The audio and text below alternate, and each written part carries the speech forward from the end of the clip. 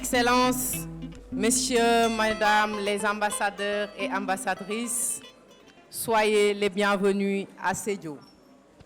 Chers entrepreneurs, chers frères et sœurs du Pakao, du Fouladou, de Ziguinchor, de Gabou, de Bunkiling, de Sédhiou, de Kolda, de Goudon, passant par Bignona, Koubalan, soyez les bienvenus. Messieurs les ambassadeurs, Monsieur le maire, merci de nous avoir accueillis à Sédhiou. Sédhiou Nkol, Mbading Casamance Nkol, Union européenne Nata, Société civile Nata, Inala Sabou Nima. J'aimerais qu'on applaudisse très très fort pour le choix de la région de Sédhiou. Fifi Yamaka Konatelon Ali Balan Kalakam Sogoloba Ali Balan Kalakam Siya Lelaye Siya Excellences, Mesdames, Messieurs les ambassadeurs, je voudrais au nom du Conseil municipal de Sédhiou, au nom du bureau municipal de Sédhiou et au nom de toute la population, vous dire soyez les bienvenus ici dans notre illustre ville qu'est Sédhiou. Sédhiou Bantankuroto, Sédhiou, la capitale des fromagers. Aujourd'hui, nous vous accueillons ici dans le cadre du dialogue structuré que l'Union européenne a initié avec la société civile sénégalaise.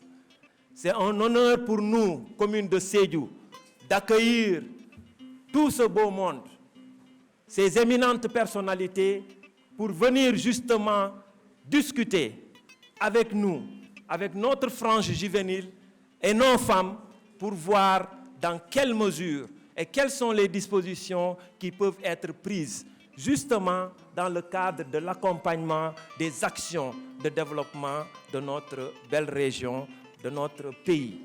En lançant le 23 octobre 2023 la première session du dialogue structuré sur quelle réponse collective et innovante de la société civile aux préoccupations des jeunes en termes d'emploi, l'objectif était de créer un espace d'échange pour favoriser les pratiques innovantes de la société civile et de faire part de leur point de vue sur les politiques publiques et programmes de coopération de l'Union européenne et les États membres. Ce deuxième dialogue structuré envisage d'aller plus loin en approfondissant ce partage sur la thématique de l'entrepreneuriat et en délocalisant la démarche, en allant à la rencontre des réalités de terrain dans les zones rurales sud du Sénégal. La jeunesse est un atout inestimable pour bâtir un développement durable et endogène de nos terroirs. Bâtir nos terroirs nécessite une jeunesse dynamique, préparée et caractérisée par des valeurs sûres, du patriotisme et par-dessous tout, une citoyenneté qui n'aime ses actions de tous les jours.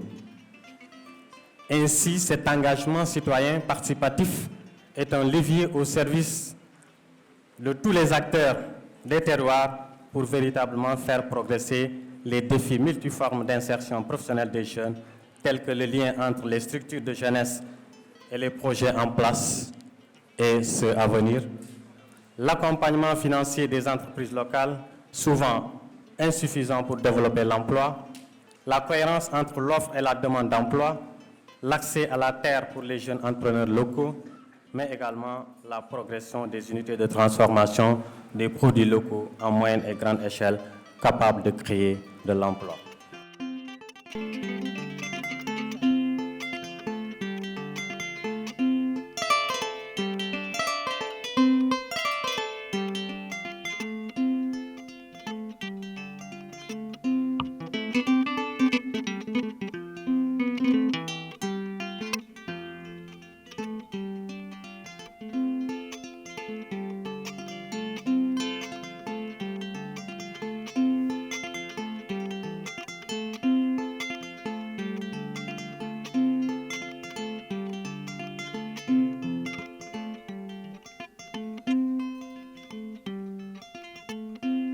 D'abord, ce qui est beaucoup ressorti, c'est l'importance de construire une confiance systémique entre les autorités publiques et la jeunesse à travers leurs organisations.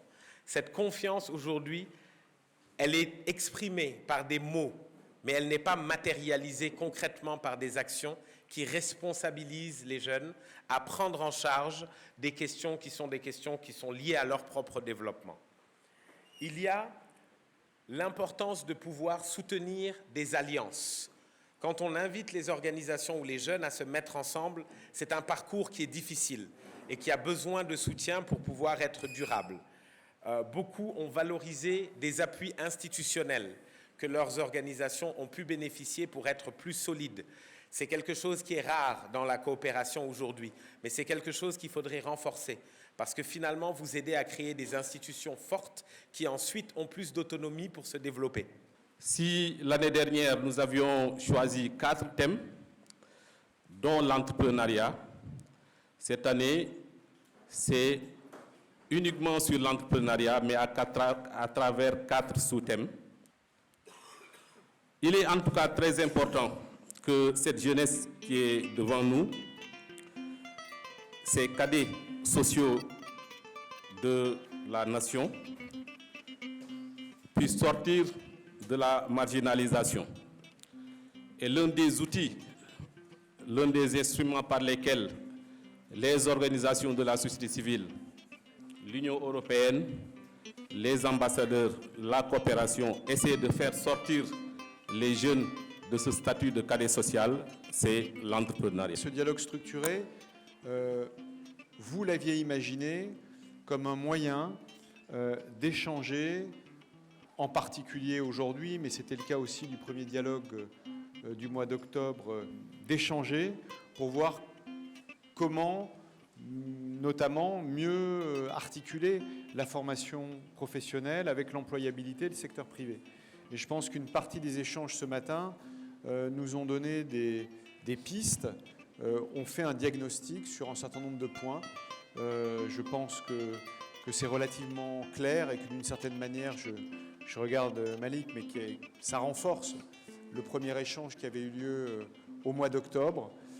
Beaucoup d'entre vous ont aussi souligné la difficulté d'accès au financement quand pour une entreprise il s'agit de grandir. Il y a besoin de financement et là on sait qu'il y a une difficulté qui doit être adressée. Mais en tout cas, ça va nous permettre, ces discussions et ces recommandations, de mieux cibler nos appuis futurs pour les impacts plus significatifs.